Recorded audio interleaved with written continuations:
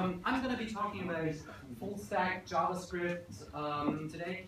I'm a developer advocate for Couchbase. Who has heard of Couchbase before? Oh, that's amazing. That's like the highest numbers that I've ever had. I'm feeling so proud now. Yeah, so today, like if you've been here last time, or no, not last time, but one time before, I did a talk about like how our driver works. And how that, like, if you actually go down to the C++ level and see how you could build a rapid C library, and so it's kind of like I realize now I did the talks the wrong way because this time it's full stack, but it's like on the other end because actually we're gonna build this. So I'm not going to be live coding today, sadly, but yeah. So the idea really was to walk through how would you actually build an app with using Node and backed by, in this example, Couchbase instead of what's always MongoDB. Okay, so just to walk you through that, so real quick, so we build a quiz, so we're gonna need users, obviously. We're gonna also need to save some state, that's where the database comes in. And one really nice thing, which you will have a hard time seeing from the back, but it's actually just a small thing anyway, is I wanted to make this interesting and say like, okay, if I want to actually do some more interesting statistics, how could I do that? And that then brings more of the full stack JavaScript in the picture then. Okay, so let's get started. So okay, we want to build an API. So there are a couple of things we need to consider for that. So we want it to be responsive, and this time the responsive is not the hey, I can resize my browser in any kind of way, and it still looks kind of good.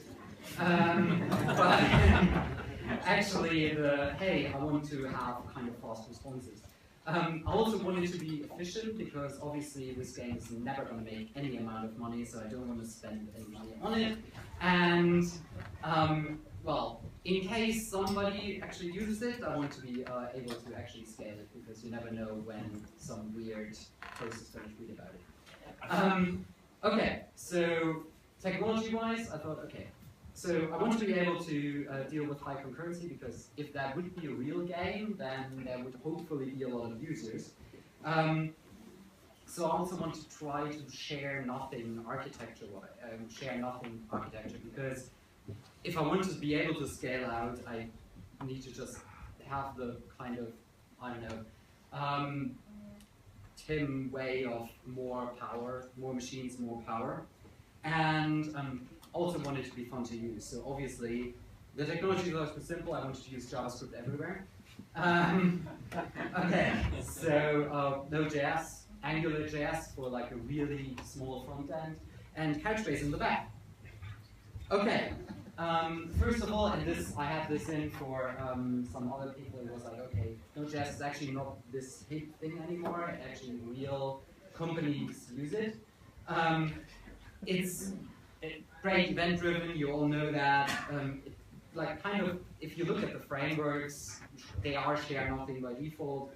And V8 is actually a pretty great runtime. So if you watched my last talk, or if you come to Full Stack tomorrow, you will see some stuff around that. Okay, so AngularJS, for those who aren't familiar, brings kind of the best practices of what we've been doing on the server side for quite some time to the browser. So you've got templates that just enhanced HTML. We have somewhat of MVC. They actually call it MV whatever. And it's very convenient, especially if you want to just display stuff really quickly. So you have data binding.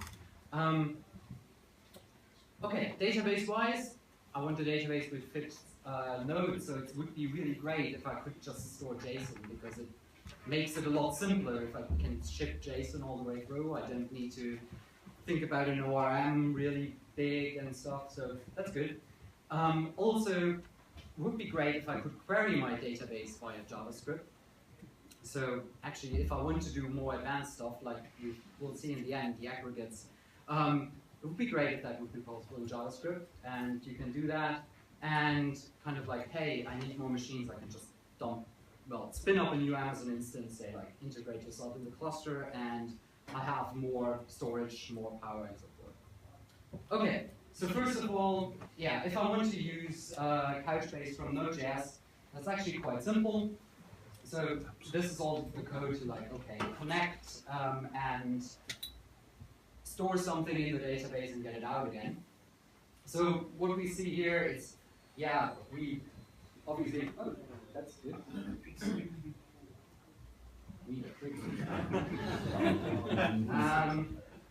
What you can't see right now is that there, well, you know, like with every normal database, you require your module, which is on NPM.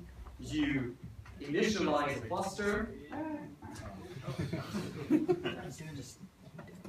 Stay there, yeah. Cool. Yeah, so you initialize a cluster, and then you open what we call a bucket. It's just a, well, it is a data bucket, so dump data in and get data out.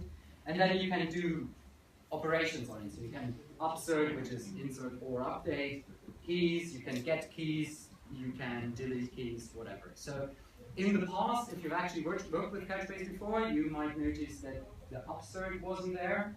And yeah, so the new API, if you actually get to the most recent version, you'll actually notice that it's more document oriented. So it's more like, okay, I insert a document, I upsert documents, I delete documents, and yeah, so the whole thing is way more document oriented. So if I actually run this now, yeah, so just to show this actually is what it's supposed to do. If I run this now, I would say, okay, I get the value which I stored back, and I also get this weird CAS value, which what we're going to talk about soon. Okay, so walking through that, okay, you connect to the cluster, and what does that do? Couchbase has the architecture of having a smart client. So the client actually abstracts away a lot of the stuff around the cluster. So most of the time we will just connect once and then share this connection as much as possible, because establishing the connection actually takes quite a lot of time, but if it's established, you can just use it, and it's like, if you look at other stuff, it's actually thread safe and everything. So yeah, so it handles reconnecting, it handles connection multiplexing, so you just need one connection to the cluster, and if you throw a whole bunch of stuff at it, it will actually look to, oh, okay, I need to establish more connections to the separate servers and so forth.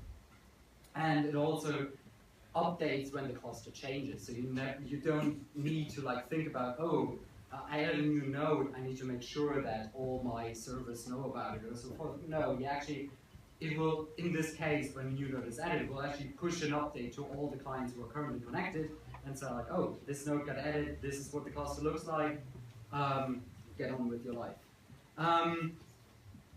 So this is what the whole like cluster new and stuff does. So that also means you should reuse your connections as often as possible, because like I said, it actually takes some time to establish the connection. It's not an insane amount of time, but it's longer than if I just do operations. So most of the people do something like this. They just wrap it in one thing and wrap it in a module and, well, use it from everywhere. Use the same connection everywhere.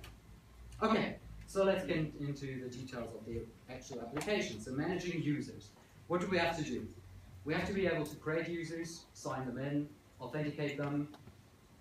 That's it. Okay. Sign up. That's pretty simple. It looks pretty simple. So we have our model, and if we use Express, that would look something like this. So we create a route. Okay, we post there, we have our credentials, we create a user. And if that works, that's good. We now have a user. If it doesn't work for some reason, because maybe the username is taken and so forth, that's something we have to deal with. We throw an error. Okay, so what does that mean? Okay, so I just create my user, check if it's valid, and that just means like, okay, does it actually have a username? We don't want users with no usernames, so forth.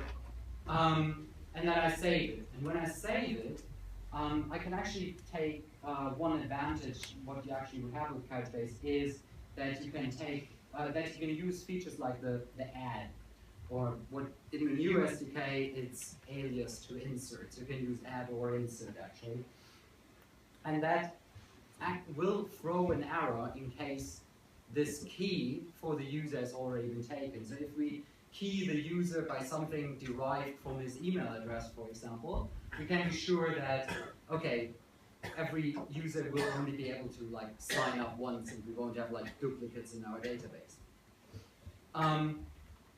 Okay, now to the sign in. That's pretty simple.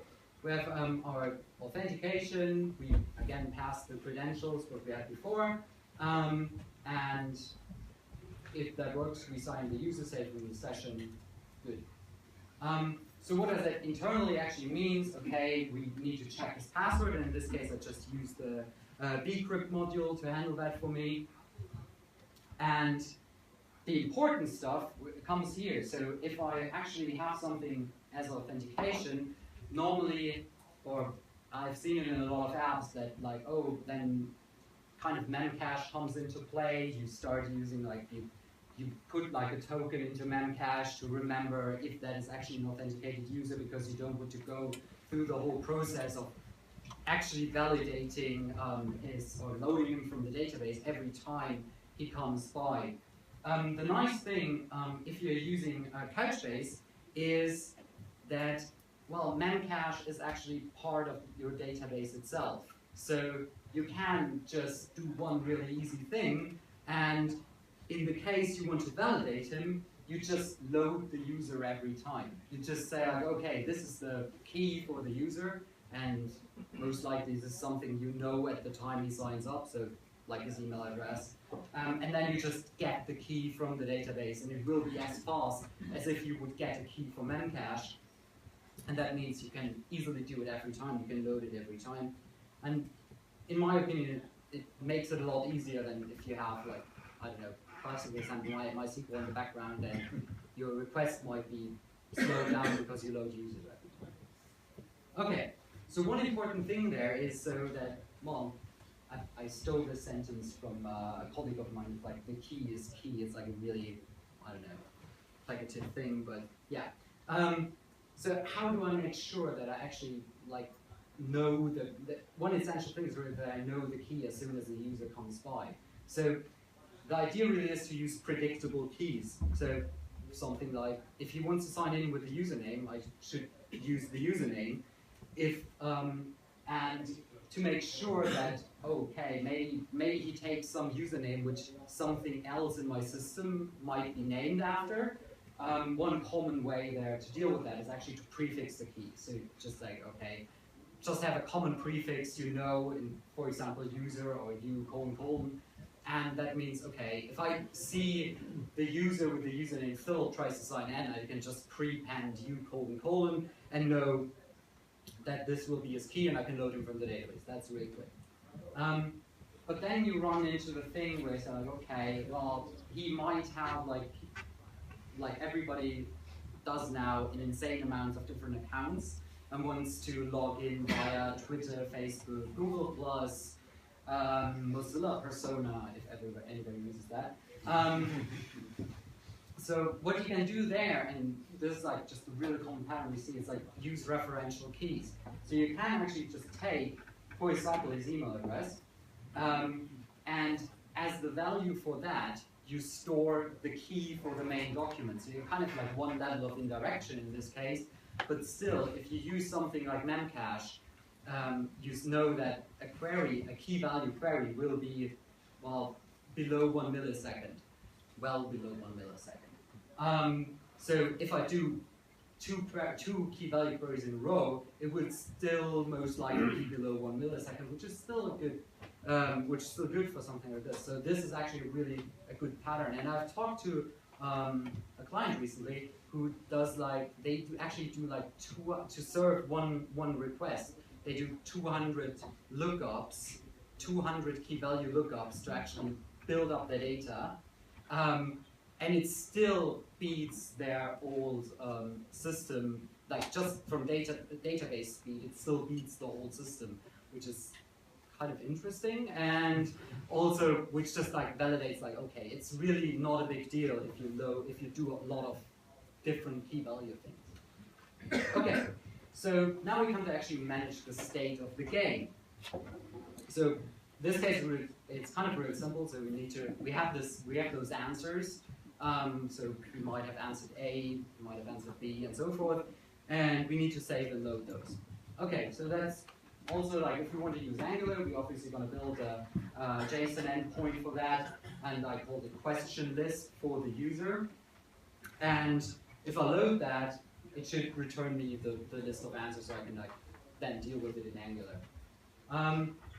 One important thing here, again on the keying side of things, one possibility would have been to just embed like the whole questions inside the user document as well. But that means, especially on something with like user-generated content, that one document in your database might just grow and grow and grow, and that's kind of dangerous. I talked to I don't know, it was some German company, and they actually decided to store email conversations, and then suddenly 2 users had a really long email conversation, and so the value for one key grew to, I think, a couple hundred megabytes. Well, because people started like embedding images because there was a new feature, and it's like, okay, and just this is something to really watch out for. So as soon as you have user-generated content, you might want to split that out. So, and just a common way to do this, like, well, we already got a user ID, we can just create another key with another prefix or another suffix, and then store it under this document. And we could even then like split up the document even more. Okay, so that would then look like this. We have the user, which is the user document. We have the question list for the user, which is stored on another key, and we can even like lazily load whatever we need. Okay, so altogether it looks like this. We, if we want to save, well, kind of save it for the user. We now know the key. It's based on the user. We've loaded in via auth, so that's all good. And yeah, save is in this case pretty simple because, well, we don't really have to deal with like making sure it only ever saves once. But one thing we have to deal with is multi-user access. So you remember this CAS value from the beginning, and I will go into more detail now. So most of the time, if you do something today, it will look like this. It will mostly be accessed by Apple devices. No, actually, it will be accessed concurrently. So you have a lot of different devices accessing stuff at the same time, or even different users, so you need to deal with this. So one way to do this, and in Couchbase, well, we do it this way, is if you have 2 actors and 1 server, you would do something like this. So, okay, the server generates a CAS value every time you write to it. So in this case, like 111. If I now do a get, I get not only the value, but you've seen it, I also get the CAS value. And if a different actor gets it, he also gets this CAS value. Okay, if now the first actor writes, it will be successful. He writes with this CAS value, so I was like, okay, I write with 111. If the second actor, and the CAS value on the server changes on the right, obviously, so it's now 222.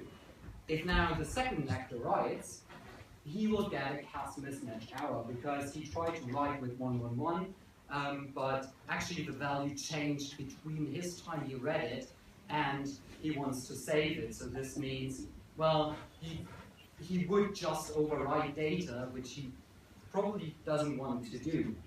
So this is really just a really simple way of dealing with concurrency, like optimistic locking kind of way. You could also do just lock the element, but most of the time, especially in interactive applications, that's not highly recommended because it just causes like timeouts and all that stuff.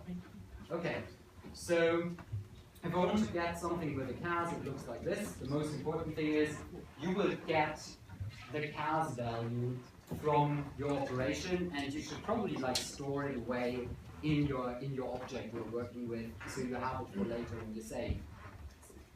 Okay. just a couple more notes on optimistic locking. So Couchbase is, the deal with it is that it is fast. So the potential that you will load, try to save, and something happen in between will be kind of low because the operations itself are very fast. So there's just timing-wise not the potential for a lot of conflicts. And if you do optimistic locking, it's very low overhead on the database because you don't have to make sure you keep logs in the database. You actually just need to compare, do like a bit compare on write.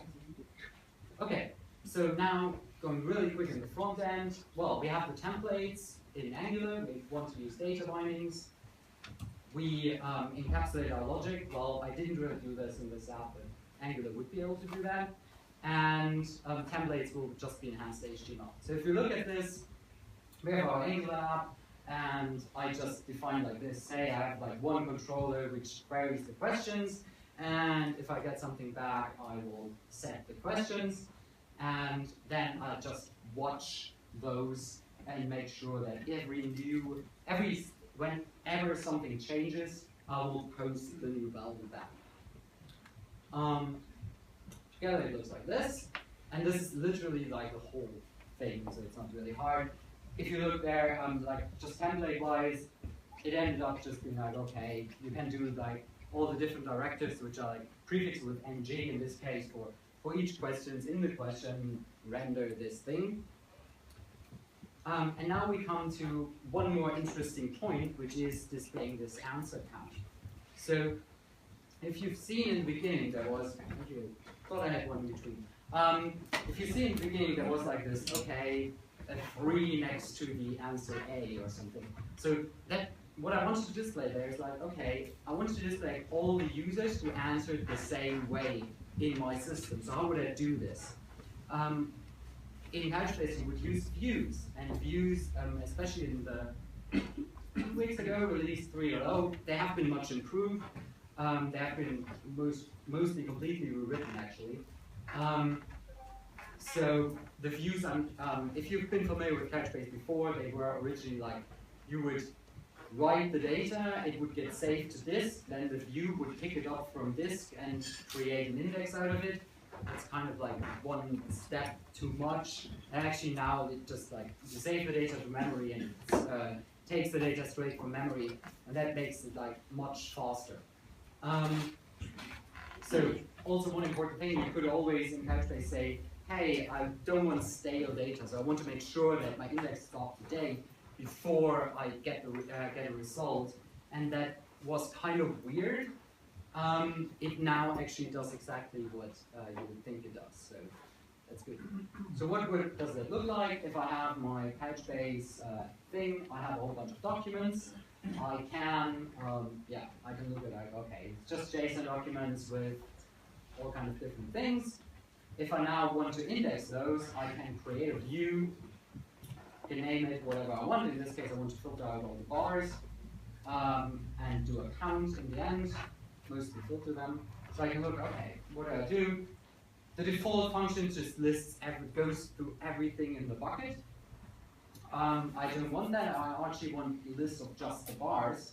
So I can just, I don't know if you can read this, but you can just write JavaScript. You can just write JavaScript, which it gets cast the document, and you can say whatever you want on the document. In this case, if the type is of type bar, then add it to the index. If not, then do nothing. If I save that, and if I again query, I will see that I only get like 2 bar objects. And now I could do, for example, a count, which is a built-in, but again, you could write JavaScript in here, and it would say, okay, there are actually 2 bars. And then I have a whole bunch of different query options. Most people use something like the group option, which actually groups keys by saying things. So you could actually, in the view, use an array as the key. And it becomes really useful if you, for example, have a date and you split it in year, month, day, hour, minute, second. And you could then group by, okay, I only want 2014, I only want 2014 January, and so forth. Yeah, and so I use that here as well. Again, if you want to query a view, you create a query, object, you query it, and in this case it was counts, and it will return me for every answer. It will return me like, okay, A for question 1, A was answered X times. So the real important part is actually just this. So in this case, I actually use set false. I group by the answers, and then query, and we'll get a good result. Okay, so if you want to now actually build stuff with us, we have a really new communities site. So if you go to forums.couchbase.com, you will find a lot of stuff there, and also the people are now way more active than they were before, because now actually the forums are backed by something good and no longer Drupal. And yeah, so also we written, me and another, actually our main developer of the Node.js SDK, have written up a blog post series about how you would like really step by step build that stuff. And yeah, also check out the new SDK version. They were just released. Most of them were just released last week. So yeah, and if you have any questions, I know that was rather quick, but ask away. Oh wait.